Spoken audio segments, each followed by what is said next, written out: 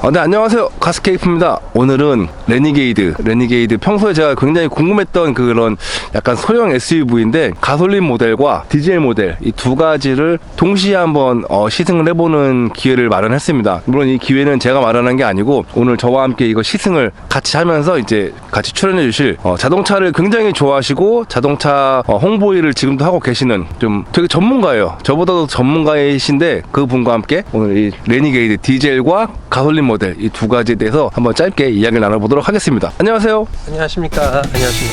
이용수라고 합니다. 안녕하십니까. 네네네. 저는 이제 부장님이라고 부르는데 여기 이용수 부장님이라고 하십니다. 네, 반갑습니다.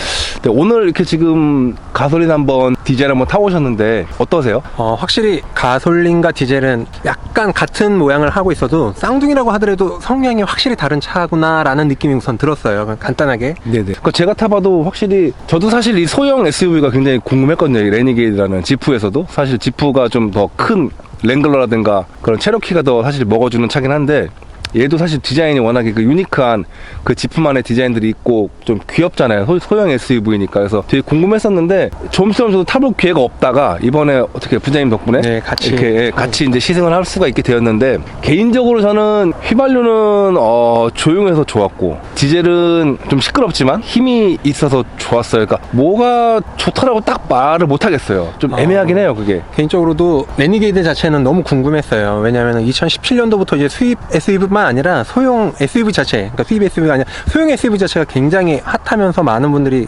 선택하는 세그먼트였는데 특히 이제 수입 소형 SUV 시장의 B세그먼트의 1위 모델이 지프 이 레니게이드였거든요. 그래서 2019년도 상반기뿐만 아니라 지금도 굉장히 많은 사랑을 받고 있는 모델이어서 어떤 부분에서 사랑을 받고 있을까라는 거 직접 경험하고 싶어서 너무 궁금했고, 근데 오늘처럼 이제 가솔린과 디젤을 같이 경험을 해보니까 이래서 사랑을 받고 선택을 받는구나라는 걸 알 수 있었어요. 특히나 지프 하면은 그 SUV 감성 자체가 명확하게 또 운전자 오너한테 주는 부분이 있어서 그런 부분만으로도 선택하시는 분이 많은데 이 소형 SUV 같은 경우에는 그런 감성으로 타는 부분도 있지만은 솔직히 특히나 이런 소형 SUV는 도심에서 많이 이용을 하시기 때문에 오프로드만을 목적으로 하시는 분들이 아니라는 부분에서 과연 지프가 어떤 느낌과 어떤 또 퍼포먼스를 보일지 궁금했는데 그 부분에 대해서 확실히 색깔을 보여준 것 같습니다. 저도 보면서 느끼는 게 약간 어쨌든 둘 다 4륜구동 모델이긴 한데 이게 오프로드를 적극적으로 하기에는 좀 뭔가 애매한 것 같아요. 이게 약간의 그냥 임도 정도는 갈 수 있겠지만 좀 4륜구동의 의미가 있을까라고 좀 생각을 해봤거든요. 이게 지프의 이제 색깔이나 그런 경험을 하셨던 분들한테는 뭔가 좀 아쉬운 부분이 확실히 있는 차는 맞는 것 같아요. 근데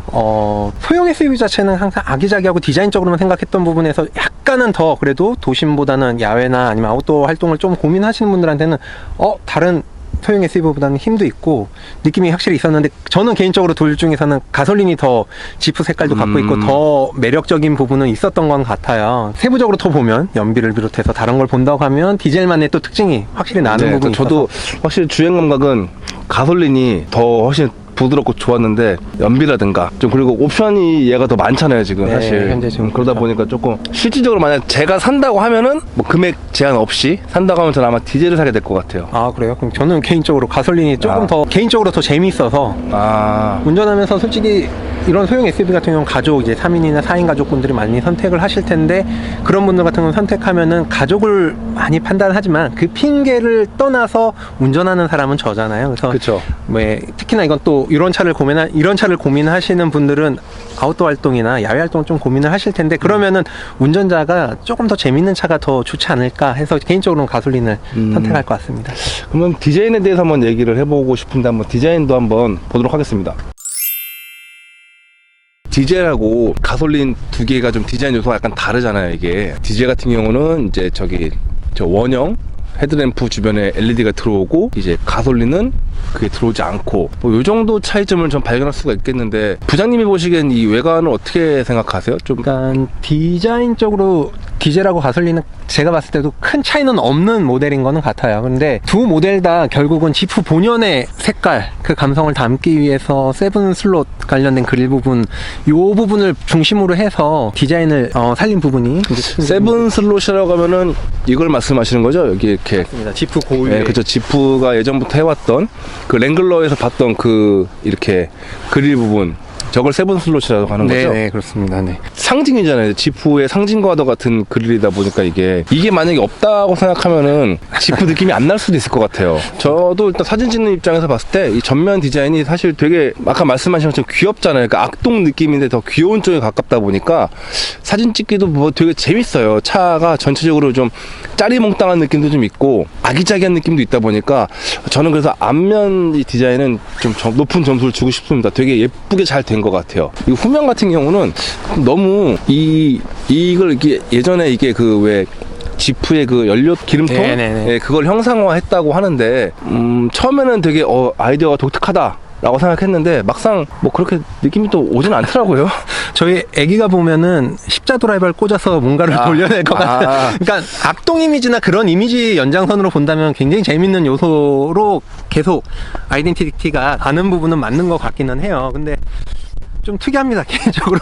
네. 나중에 인테리어 보시면 아시겠지만 인테리어 안에 부분이 내장재가 이게 지프가 맞아 라고 생각할 정도로 많이 개선이 되고 좋아졌거든요. 그쵸. 그런 부분하고 그런 감성을 연결시키는 부분에서는 뒤에 디자인 자체가 조금 맞는 것 같아요. 그러니까 소재적인 이런 측면에서도 많이 좀 낮은 것 같고 디자인적인 요소도 딱 전면부하고 너무 또 이질감 나지 않게끔 예, 귀여우면서도 지프 또 색깔을 잃지 않으려고 또 약간 한 노력한 부분이 좀 느껴지는 디자인 같습니다. 개인적으로는. 네, 지금 보니까 여기 디젤은 요 디젤 배지가 붙는데 요 색깔 초록색으로 처리한 걸 보니까 아무래도 이제 디젤 게이트 이후로 디젤이 조금 이제 친환경 친환경 이미지와 좀 거리가 멀어지니까 그거를 조금 더 부각을 하기 위해서 좀 초록색을 처리한 게 아닌가라는 느낌이 지금 보니까 딱 들었네요, 이게. 개인적으로 자동차 홍보할 때 디젤 관련된 모델을 많이 홍보했었거든요. 그러다 보니까 요즘 나오는 모델들 디젤 차가 친환경하고 거리가 멀다 이거는 아니거든요. 그죠. 예, 가솔린하고 비교했을 때 확실히 더 그럼요. 우위를 점하는 부분도 있죠. 네, 그래서 이미지가 참 중요한데 그죠. 그 이미지가 이제 배려졌죠. 한순간의 실수로. 트렁크를 한번 볼까요? 가솔린 모델 트렁크를 한번 볼까요? 근데 트렁크 손잡이가 보통 여기 있을 거라고 생각했는데 얘는 여기 아래에 있네요. 이렇게 약간 불편하게 느껴지는 부분도 없지 않아 있는 것 같습니다. 트렁크를 보니까 트렁크는 뭐 예상했던 대로 그렇게 크지가 않네요. 예. 네, 소형 SUV 같은 경우도 아까 말씀드린 것처럼 3인이든 4인이든 아이가 있는 집까지도 탈 수 있는 모델이잖아요. 그죠.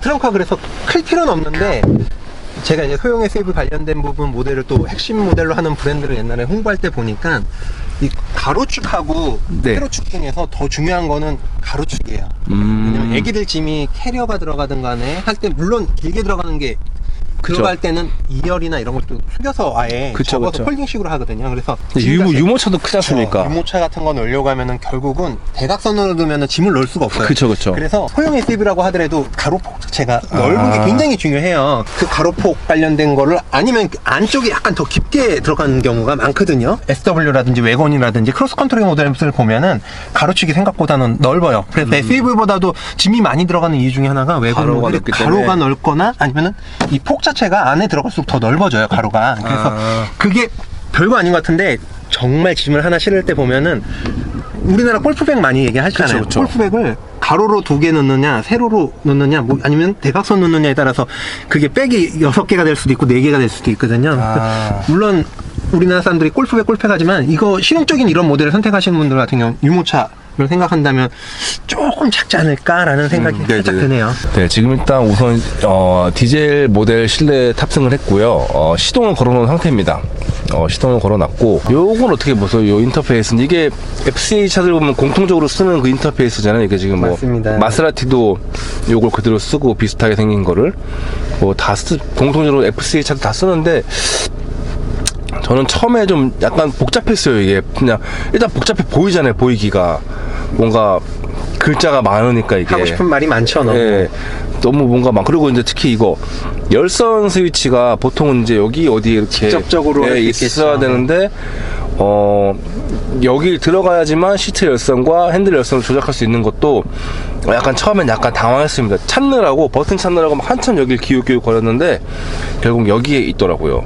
요것도 조금 뭔가 좀 불친절한 느낌이 살짝 저는 있었어요. 내비가 아니라고 하더라도 방향을 알려주는 아, 방향을 그쵸. 알려주는 그 그죠. 표시가 있잖아요. 그죠. 이런 게 이거 미국 차는 거의 다 있다고 봐야죠. 예, 네. 네. 근데 이제 지프만의 이런 감성을 플러스 알파로 봤을 때 보면 이런 게 별게 아닌데도 개인적으로 내가 지프를 타고 있구나라는 거 느낄 수 있는. 그렇죠. 제가 지금 정확한 표현은 모르지만 아까 지금 류 작가님하고 이제 카스케프님하고 이제 얘기할 때 봤을 때 보면은 지프를 상징하는 디자인 요소들이 곳곳에 숨어 있잖아요. 그렇죠. 저렇게 창문에 이제 지프 아이콘이라든가 이 스피커 같은 경우도 네. 보면은 그릴 네. 예, 아까 말씀드렸던 세븐슬로 표시도 그쵸, 되어 있고요. 그쵸.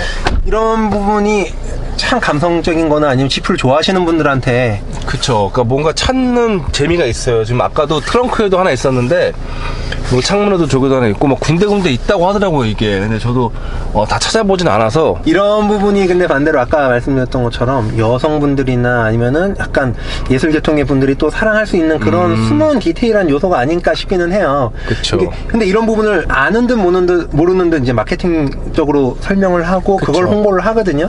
근데 이런 부분이 굉장히 잘했던 게 아까 경쟁 모델은 아니지만 미니가 그런 걸 굉장히 잘해서 그쵸. 표현할 때 보면은 우리 차 안에는 원이 몇 개가 있을까요? 막 이런 표현을 하는데 지금 같은 경우도 이 안에 숨은 지프를 찾아주세요. 아까 얘기하는 거 뭐 열매까지 되는 부분을 찾는 재미도 충분히 감성적으로. 그쵸. 그리고 실내에서도 지금 이 오프로드, 그 4륜구동의 차의 그 특성이 녹아져 있는 부분이 바로 이거라고 좀 보거든요. 이 손잡이. 요게 이제 일반적인 그 도시형 SUV는 없고, 그렇죠. 예, 여기 이제 이렇게 오프로드를 갈 수 있는 그런 차량들에서 볼 수 있는 손잡이인데 큰 의미는 없겠죠? 그냥 약간 장식적인 요소라고 봐야겠죠? 아이콘처럼?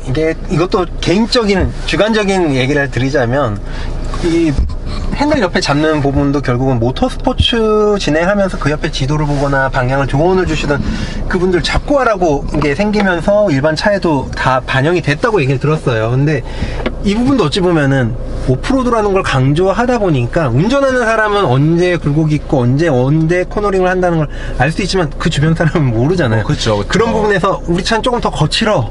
그냥 디자인만으로도 우리 차 거친 차 얘는 탔어라는 걸 알려주는 무슨 그런 상징적인 표시가 아닌가라는. 그러니까 저도 그런 느낌 받았습니다. 진짜 4륜구동 차라는 게 4륜 로우와 4륜 락. 네, 예, 이게 보통 도시명 SUV에는 사실 없잖아요. 구경할 수가 없는 거죠. 네. 4륜구동 락 기능은 사실 랭글러에서 보던 건데, 뭐 모하비라든가 그런 차에서 볼 수 있는 건데, 얘는 4륜 로우와 락까지 있는 걸 보면은 확실히 그 지프의 그런 4륜구동 기술을 흉내만 낸 게 아니라 진짜로 녹여낸 것 같은 느낌인데, 아쉽게 이제 경험을 못 해봤으니 이거를 이제.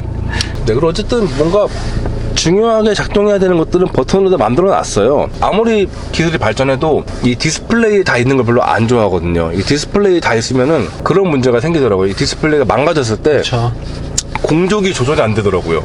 차량 자체를 디스플레이 안에 녹아든다는 거는 반대로 고장났을 때 차량 자체를 사용하기 못하는 상황이 될 수도 있고, 이 부분은 제일 중요한 부분이잖아요. 운전하면서도 기본적으로 쓰고, 예, 늘 만지게 되는. 디자인적으로 막말을 한번 하자면 세븐 슬롯 하다 보니까 이것도 7개로 구분을 해놨네요. 6개. 막말을 해봤습니다. 죄송합니다. 뭐 나름 근거 있는 느낌인데요. 느낌적인 느낌이 있습니다. 네. 그리고 저는 아까 제가 운전할 때도 느꼈고, 그 부장님이 제 뒤에서 따라올 때도 느꼈는데, 이 깜빡이가 특히 이제 운전 중에 왼쪽 방향 지시는 때 상향등이 켜지더라고요. 이게. 예. 네. 느끼셨죠? 그 부분이 좀. 예, 그러니까 이게 오른쪽은 상관없는데 왼쪽을 킬 때 꼭 이게 약간 이렇게, 지금 보셨죠? 약간 이렇게 하다 보면은 상향등이 살짝 당겨져요, 앞쪽으로 이렇게. 그래가지고 저도 모르게 상향등을 번쩍하게 되는 그런 상황이 좀 생기더라고요, 이게. 그래서 조금 이 부분은 조금 뭐 문제가 좀 있지 않나 좀 생각을 좀 해봤습니다. 아까도 부장님도 따라오실 때 상향등을 자꾸 키시더라고요, 뒤에서. 그래서 자꾸 루미노로 뒤를 보니까 이제 왼쪽 방향 지시등 키실 때마다 상향등이 깜빡깜빡 하더라고요. 그게 앞에 차한테는 굉장히 또 위험하게, 그쵸. 요즘은 상향등, 비상등도 함부로 또 켜는 것도 그런 부분도 있는데. 그쵸. 그러니까 왜 자꾸 없이. 뒤에서 왜 자꾸 반짝반짝거리지라고 생각하고 기분 나빠할 수도 있고 그런데, 요거는 조금 좀 위치 선정이 잘못되지 않았나 생각이 들었어요. 그리고 확실히 소형차라서 그런지 모르겠는데, 이런 파노라마 루프를 좀 더 되게 크게 설정한 것 같아요. 좀 답답해 보이지 않게 하기 위함인지 모르겠는데 이것 때문에 좀 더 차가 시원해 보이는 느낌이 있어요. 실내가 답답하지 않고. 어떻게 생각하세요? 이제 작은 차들 타면은 항상 답답하고, 특히나 저 같은 경우 애기하고 같이 타다 보면은 작은 차 타면은 가장 불편해하는 게 그런 답답함인데, 그쵸. 이거는 개방감이 확실히 좋네요. 거기다가 이게 오늘 또 썬팅 자체가 되지 않는 차여가지고 더 환하게 느껴질 수도 있지만, 개인적으로는 예, 굉장히 개방감 좋았고. 네, 썬팅이 안 돼 있으니까 더 밝은 것도 있고, 그리고 또 뭐 지금 디젤 차량도 마찬가지고 이 가솔린 차량도 마찬가지인데 이 선바이저가 있다 보니까 이 풍절음이 너무 심하게 들립니다. 특히 이제 아까도 말씀드렸다시피 가솔린 모델이 이 풍절음이 더 유난히 잘 들려요. 디젤은 그냥 온 사방이 시끄러워서 그게 잘 티가 안 나는데 가솔린은 너무 티가 많이 납니다. 이 풍절음 소리가. 네, 지금은 이제 이 레니게이드의 이 가솔린 모델 요 색상이 조금 특이한 색상이에요. 이번에 한정판으로 나왔던 좀 특별한 색상이라고 합니다. 무슨 비키니 무슨 에디션인데 약간 에메랄드 빛이 돌고, 아무튼 이 엔진, 일단 가솔린 모델은 전통적으로 이 FCA 그룹 차들이 같은 엔진을 많이 쓰죠. 2.4L 멀티예요. 요 엔진을 많이 쓰고, 요거는 이제 뭐 피아트도 많이 썼고, 예전에 그 피아트의 그 미니 비슷하게 생긴 그 차량 그 이름이 뭐였죠? 이름이 기억 안 나는데 그거 걔도 썼고, 얘도 쓰고, 뭐 되게 많이 쓰는 엔진이에요. 사실 예, 두루두루 많이 쓰는 되게 잘 만든 엔진인데, 솔직히 타보면은 그렇게 힘이 느껴지는 엔진은 아니에요. 이게 지금 보니까 최고 출력 175마력의 최대 토크 23.5kg 좀 되는데, 이게 보니까 마력도 요즘 차량에 비하면 높지 않은데 그쵸. 토크가 또 낮네요, 생각보다. 그쵸. 그러니까 뭔가 밟으면은 좀 힘이 없다라는 느낌을 딱 받을 정도의 힘밖에 안 나와요. 그러니까 막 부족한 것도 아닌데 그렇다고 빠르지도 않은 약간 그런 느낌이고, 근데 하나 제가 이 엔진이 달린 차를 좋아하는 이유는 이 소리가 되게 좋아요. 이게 정속성이라든지 그리고 그러니까 엔진 소리, 엔진 소리가 네. 되게 뭐랄까, 이게 좀 특유의 그 약간 거친 느낌이 좀 있어요. 이게 그리고 배기음도 조금 나고요. 그러니까 배기음도 뭐가 마우라가 나사가 풀린 느낌의 소리인데 까랑까랑한 소리가 나니까 좋더라고요. 이게.